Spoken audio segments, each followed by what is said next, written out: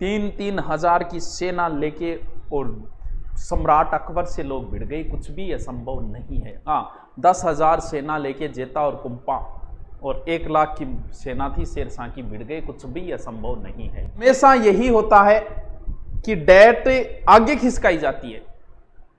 पहली बार ऐसा हुआ है कि डेट पीछे खिसकाती है। अब होता क्या है, ये एक मानव स्वभाव है, आप इसमें कोई किसी प्रकार की कोई टेंशन न ले, ये एक मानव स्वभाव है। जब पहले एग्जाम नहीं आती तब तक बोलते रहते हैं सर डेट नहीं आई, डेट नहीं आई, कब एग्जाम होगी। और जैसे ही एग्जाम नजदीक आती है तब आदमी के अंदर एक फोबिया पैदा होता है। फोबिया एक तरीके का डर होता है, हर इंसान के अंदर होता है वो। आप ये नहीं सोचे कि सिर्फ मेरे अंदर है। पहले हम ये सोचते हैं कि एग्जाम डेट आ जाए, जैसे एग्जाम नजदीक आ जाए तब हम दुआ करते हैं ऊपर वाले से कि हे भगवान बस 2-1 महीना आगे खिसका दे। ऐसा कोई स्टूडेंट नहीं है जिसके मन में ये बात ना आए, ऐसा कोई स्टूडेंट नहीं है जिसे डर ना लगे, ऐसा कोई स्टूडेंट नहीं है जो अच्छी तैयारी करे।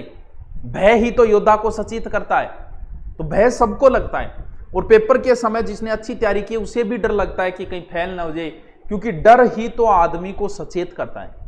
अगर डर नहीं होगा उसी दिन आप कहीं ना कहीं गलती कर दोगे। भय से ही तो आदमी ये काम करेंगे तो यार इसका ये है, और जगह नारे देख लिया की वेगी वह मार खा जाए। भय ही योद्धा को सचेत करता। आपको भय लगने लगा कि लो एग्जाम डेट तो पहले आ गई, अब आ गई तो आ गई भी, अधीनस्थ बोर्ड है, कर दिया तो कर दिया, इसमें हम भी क्या कर सकते। जीके में दुनिया का कोई बादशाह नहीं ला सकता।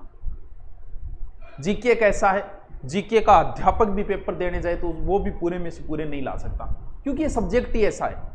लेकिन जिस बंदे को मैथ आती है, जिसको रीजनिंग आती है, भाई साहब वो दावे के साथ पूरे में से पूरे नंबर ले सकता है। अब जिसको मैथ रीजनिंग आ रही है उसे लगता है कि हाँ जिसको आती है ना वो पूरे में से पूरे करेगा, उसे सिर्फ अभ्यास की जरूरत है। और जिसको मैथ रीजनिंग आ रही है उसके पटवारी में बहुत अच्छे चांसेस बनते हैं। पटवारी में सिलेक्शन का सबसे बड़ा आधार हो जाता है ये। क्यों? क्योंकि इसमें कोई 30 मार्क का नहीं हो सकता, कभी नहीं हो सकता इसमें। भलाई आपके अध्यापक जैसे हम पढ़ाते हैं, हम देने जाओ भलाई, दावे के साथ नहीं कह सकते कि सब में से सबसे हम कर देंगे, नहीं कर सकते भैया, कोई नहीं कर सकता। लेकिन एक मैथ का टीचर या मैथ का एक स्टूडेंट दावे के साथ कह सकता है कि सर मैं इसमें पूरे में से पूरे लेके आऊंगा। तो फिर ये जिसने मजबूत पक्ष बना लिया ना, उसे फिर ज्यादा टेंशन की जरूरत नहीं है। उसे फिर इस पोर्शन को तैयार करना है, क्योंकि ये भी बहुत बड़ा पोर्शन है। लेकिन अब इस पोर्शन पे डिपेंड ये करता है कि आप गहराई का कोई अंत नहीं है। अब इंडियन हिस्ट्री की बात करें, स्पेशल गांधी जी पे किताब लगती है, अशोक पे किताब लगती है स्पेशल, कितना पढ़ लोगे आप। राजस्थान की हिस्ट्री की बात करें, महाराणा प्रताप स्पेशल किताब लगती है। मेवाड़ के एक एक शासक पे किताब लगती है। मारवाड़ के इतिहास की हीरानंद ओझा जी की इतनी मोटी किताब है, 2 भाग है, कितना पढ़ लोगे। आपके पास जो भी गाइड है, कोई गाइड हो, इससे कोई फर्क नहीं पड़ता, उस एक को ही पढ़ लो 2 बार 3 बार 4 बार, क्योंकि गहराई का कोई अंत नहीं है। जीके का कहीं कोई अंत नहीं है। मौर्य काल पे स्पेशल है, सिंधु घाटी पे स्पेशल, हड़प्पा पे स्पेशल किताबें लगती है, तो आप कितना पढ़ लोगे। तो ये मान लो कि एक गाइड से आप पढ़ते हो, उससे बाहर आए तो किसी के बाप को नहीं आएगा, टेंशन लेने की जरूरत नहीं है। मैथ रीजनिंग वाले बहुत अच्छा अगर इस पे ढंग से ध्यान दे ले, क्योंकि उनका ये पोर्शन तैयार है। और जिस बंदे का ये पोर्शन तैयार नहीं है, भाई साहब इस पोर्शन को स्पेशल तैयार करो, क्योंकि ये एक ऐसा पोर्शन है जिसमें आप पूरे में से पूरे नंबर ला सकते हो। आपकी औकात चाहिए पीछे के आए हुए पर्सन, और ज्यादा, क्योंकि मैथ रीजनिंग का ऐसा सब्जेक्ट है जिसपे ज्यादा अध्ययन करोगे उतना ही ज्यादा आपको फायदा होगा। अब बात आई हिंदी इंग्लिश को कहीं करा गुरुजी, इंग्लिश में तो न्यू ही गरीबी है मारे, बिल्कुल है, सगड़ा गरीबी है। लेकिन आप ये तो देखो कि इंग्लिश में टॉपिक क्या दे रखे हैं। उसने मात्र 4 टॉपिक दिए। एक टॉपिक पैसेज का है। अगर आप अच्छे टीचर से पैसेज, अगर पैसेज गद्यांश पैसेज में से अगर प्रश्न निकालना एक अच्छे टीचर से सीख लोगे ना, तो एक पोर्शन तो तैयार है आपका। बाकी बचा जैसे स्पेलिंग चेकिंग वगैरह, वो तो गहन अध्ययन से चलता है। आप 2 महीने 3 महीने में उस पोर्शन को तैयार भी नहीं कर सकते। तो फिर 2 टॉपिक है, एंटीनिम साइनोनिम, वो रटने वाले टॉपिक है। मुहावरे लोकोक्ति है, वो समझने वाला है। तो 4 ही तो टॉपिक है, कोई लंबी, उसमें आप 2 को अगर लेकर 2 को छोड़ देते हो तो भी आपको, क्योंकि मेरिट कोई सो नहीं जाएगी। पटवारी की मेरिट भी 70 के लमसम रहेगी, ये नहीं सो नहीं जाएगी, कभी नहीं गई।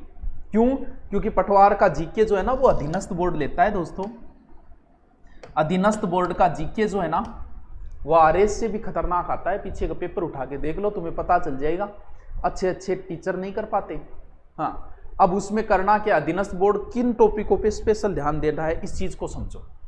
एक तो आप स्पेशल पेज बना लो एक अलग से, और उस पेज में जो भी कोई तारीख आए, भला किसी की तारीख आई, जैसे हल्दी घाटी युद्ध की तारीख आ गई, खानवा युद्ध की आ गई, आरपीएससी की स्थापना की आ गई, अधीनस्थ बोर्ड स्थापना की आ गई, राजस्थान राज्य पथ परिवहन निगम की आ गई, सारी तारीखें एक जगह लिखो।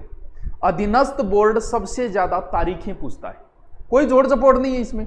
और बच्चे के आईक्यू का यानी डेट सबसे ज्यादा, और डेट में भी अधीनस्थ बोर्ड, आरपीएससी ने कभी आरएस में नहीं पूछा हल्दी घाटी के युद्ध की तारीख। अधीनस्थ बोर्ड ने और मारवाड़ के गिरी सुमेल युद्ध की तारीख पूछी, कब हुआ, 3 जनवरी, 4 जनवरी, 5 जनवरी, 6 जनवरी, यानी एक्चुअल तारीखें पूछता है अधीनस्थ बोर्ड। तो इसकी एक स्पेशल अलग से 4-5 पेज आपकी जब भी तारीख आए कोई, उस पेज में अलग से लिख दो और उनको बार बार रिपीट मारो। एक अधीनस्थ बोर्ड सबसे ज्यादा कमेंट पूछता है। कमेंट समझ गए क्या? जैसे किसी ने कह दिया कि इस दुर्ग को नीचे से ऊपर देखने पगड़ी गिर जाती है, तो ये एक कमेंट हो गया। हल्दी घाटी के युद्ध को, खमनोर का युद्ध किसने किया, ये किसी व्यक्ति का एक कमेंट हो गया।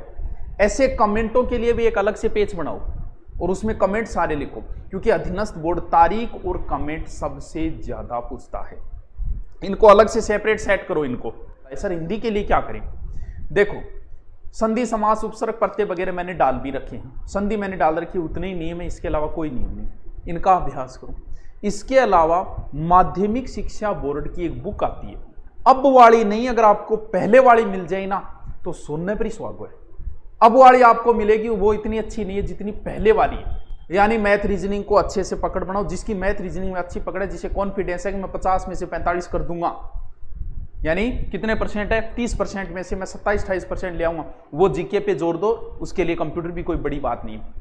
इंग्लिश में सब बराबर है राजस्थान में, क्योंकि टॉपिक 4 है, उसमें 1 या 2 टॉपिक पढ़ लो आप। और हिंदी में कोई समस्या नहीं है। तैयारी करनी है, सिलेक्शन तैयारी करने वाले का होगा। कहीं आगे तो आने लगी गफलाबाजी तो तय। भारत जब से आजाद हुआ है तब से लेके जितने पेपर हुए उसमें 1% गफलाबाजी हमेशा होती आई और आगे भी होती रहेगी, उसे कोई नहीं रोक सकता। यह नहीं है कि पटवारी के जितने पद है उतने के उतने सब लग जाएंगे, नहीं, उसमें से 98% मेहनत वाले लगेंगे, 2% जुगाड़ कर लेते हैं कहीं ना कहीं से।